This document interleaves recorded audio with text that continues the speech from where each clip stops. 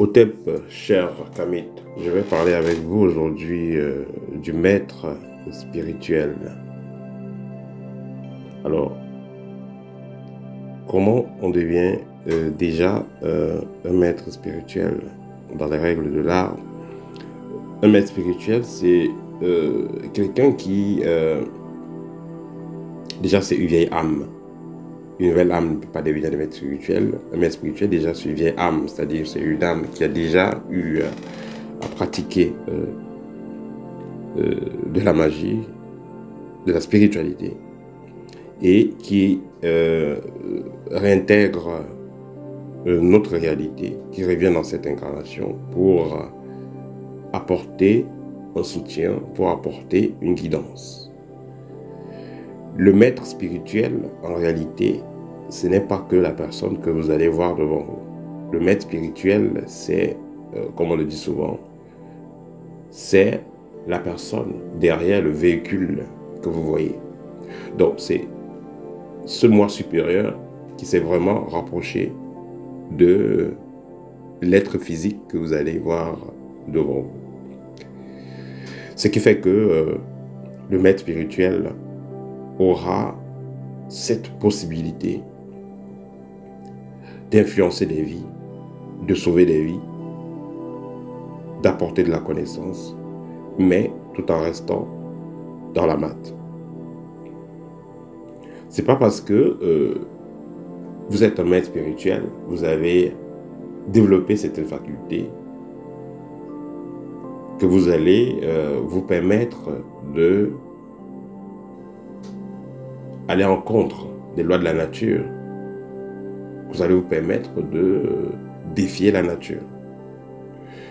Je vais prendre un exemple.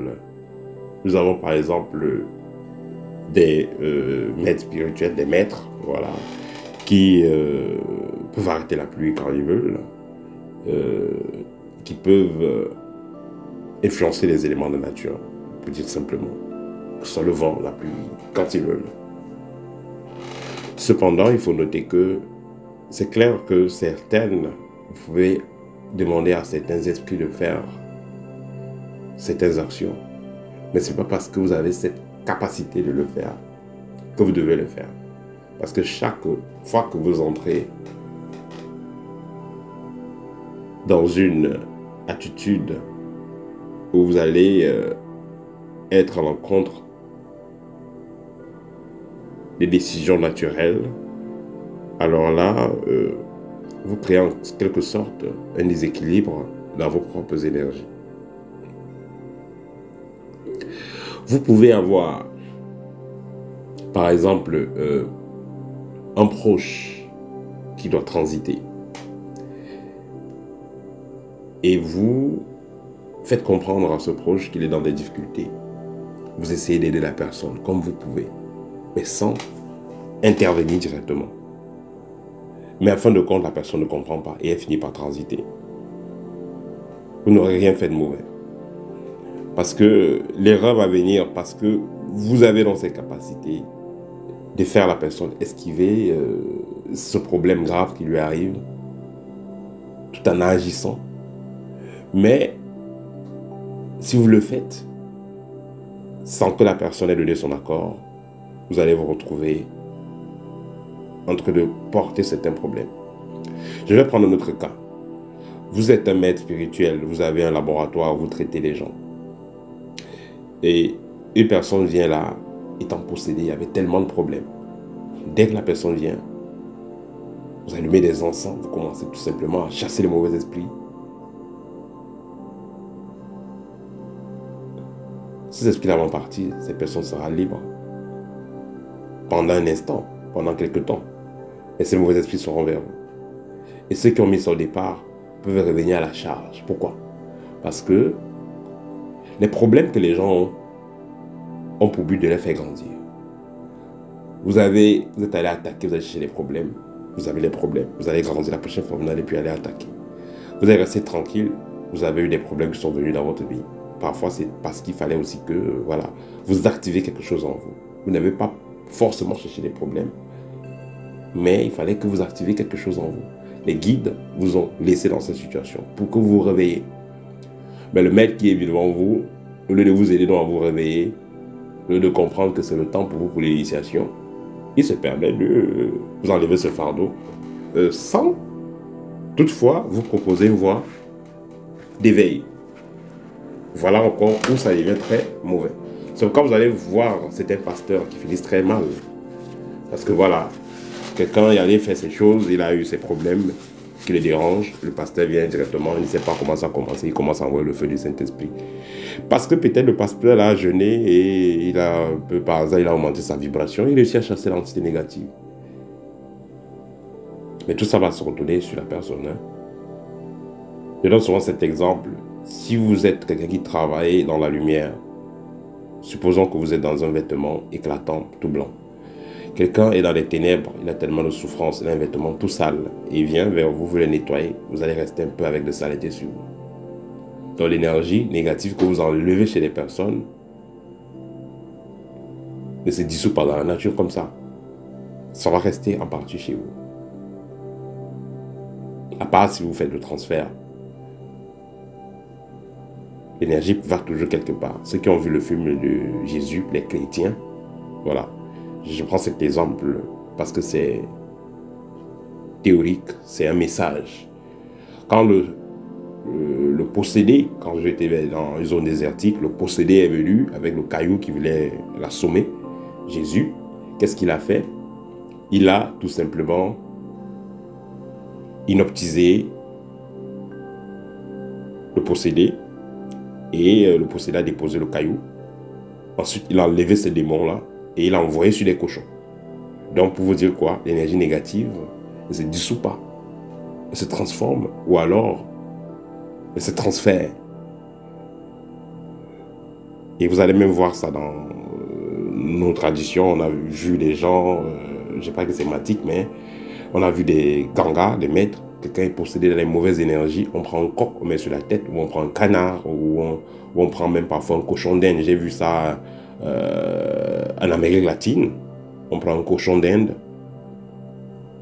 on dépose sur la personne qui est malade et qui a des mauvaises entités. Et après quelques heures, le cochon d'Inde va mourir. Hein. Il va absorber ses négatifs. Après quelques temps, il meurt. On l'enterre. Donc, pour dire que les énergies ne s'évaporent pas. Les énergies négatives, ça se transfère ou ça se transforme. Donc, c'est pas parce que un maître spirituel a la capacité de vous guérir ou d'intervenir qu'il doit toujours intervenir. Il peut néanmoins, en cas de danger, vous apporter son soutien, c'est-à-dire vous dire qu'est-ce qu'il y a lieu de faire. Et dans certains cas, il pourra intervenir, mais non seulement avec votre accord, mais également parallèlement à ce que vous serez en train de faire. Donc, ce n'est pas parce que vous êtes un chercheur, vous avez déjà atteint un certain niveau spirituel sur la manipulation des énergies, que vous allez, à la moindre occasion, vous la jouez les Harry Potter. Il y a parfois même, on a vu que ce soit des soi-disant maîtres, des pasteurs, des gourous et tout ça, on en a vu qui ont péri de façon étrange. Vous êtes un maître là, vous êtes basé en Suisse, quelqu'un vous appelle depuis, je vais dire le Japon, ou depuis peut-être l'Allemagne, et la personne vous dit, bon voilà, elle a des problèmes, pardon, il faut l'aider. Et on vous envoie de l'argent, directement vous commencez à dire, vous faites des invocations, vous envoyez des esprits, vous envoyez ceci, et vous vous retrouvez dans la merde. Hein. Donc, c'est pas parce que vous êtes connaissant ou alors vous avez certaines clés que vous pouvez les utiliser n'importe comment. Donc ça c'est un danger dans la manipulation des énergies. On ne s'amuse pas avec les énergies. Et pour finir, il y a des cas par exemple où vous avez une personne qui a reçu une attaque. vous avez reçu l'attaque, soit un mystique, soit un groupe de mystiques, on vous a fait une attaque. C'est pas parce que vous savez comment faire des retours expéditeurs ou que vous savez aussi faire des invocations que vous pensez que vous allez faire des invocations peut-être pour punir ou détruire la cible, non. Il y a des gens qui sont des démons en puissance. Donc, ils ont déjà fini les grades avec le satanisme et tout ce qui est nocif. Donc, quand vous allez donc vous aviser à faire des remboursements ou à faire des chocs en retour ou des punitions et tout ça, vous ne savez pas à quelle fréquence infernale ces gens sont branchés. Vous avez eu des attaques, vous réveillez, vous avez vu les personnes, et vous prenez le nom des personnes, vous commencez à en faire des invocations, vous envoyez des entités. Il faut noter que ces personnes qui sont expérimentées dans le mal, ces personnes respectent certaines règles. On ne se lève pas un matin, on se met à attaquer quelqu'un comme ça, non. Surtout quelqu'un qui est expérimenté. Il va bien se préparer. Il a préparé ses parachocs, ses airbags spirituels, il a préparé ses paratonnerres spirituels. Et là, il vous envoie un missile. Vous constatez et vous envoyez plusieurs missiles. Là maintenant, qu'est-ce que cette personne fait? Puisqu'elle s'est préparée avant, elle peut changer les choses et ça devient comme c'est vous qui avez attaqué et puis on vous détruit. Donc, vous allez donc dire, qu'est-ce qu'il faut faire? Est-ce qu'il ne faut pas agir si vous avez des attaques? Non, si vous avez des attaques, soyez tranquille. Renforcez tout simplement votre protection. Ça veut dire que, voilà, on attaque celui qui est attaquable. Ça veut dire que la protection n'est pas bonne. Ça veut dire que vous avez fait cette négligence. Renforcez-vous tout simplement et restez tranquille. Si cette personne essaie encore d'attaquer, tout simplement, cette énergie retournera contre elle. C'est tout. Parce que ce qu'il faut noter, quand vous décidez de faire du mal à autrui, quand vous décidez de lancer des sorts à autrui, cela prend du temps pour lancer des sorts à autrui. Il faudra que vous vous concentrez sur la personne, vous vous concentrez sur le type d'énergie que vous voulez envoyer à la personne. Ce qu'il faut noter, c'est que si vous voulez lancer des sorts à autrui, vous devez vous connecter à des fréquences infernales ou à des entités du bas astral. Et le fait de vous connecter à ces fréquences-là, vous y restez aussi. Vous branchez, vous y restez aussi pendant un bon bout de temps. Ce qui fait que vous allez vous connecter à envoyer des sortilèges à autrui, de maladies, de malchance, de blocage. Mais cette énergie va rester en vous. Voilà ce que ces sorciers ne connaissent pas. Cette énergie va rester en vous pendant un moment. Vous avez envoyé des blocages, des malchances, la pauvreté à autrui. À un moment donné, la malchance, la pauvreté va vous suivre. Parce que c'est ce que vous avez envoyé à autrui. L'univers nous donne toujours ce qu'on donne à autrui. C'est pourquoi ça ne sert à rien de faire le mal à autrui.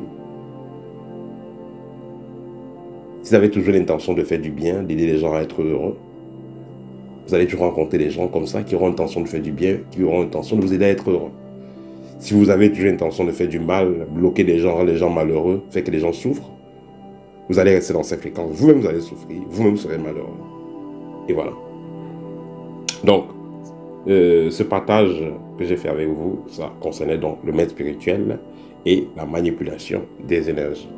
Si vous avez besoin de suivre un développement spirituel en privé, n'hésitez pas à contacter l'école, nous sommes là pour ça. Nous avons des programmes assez rapides et nous avons des formations assez rapides et nous avons une formation complète. Au TEP et à très bientôt.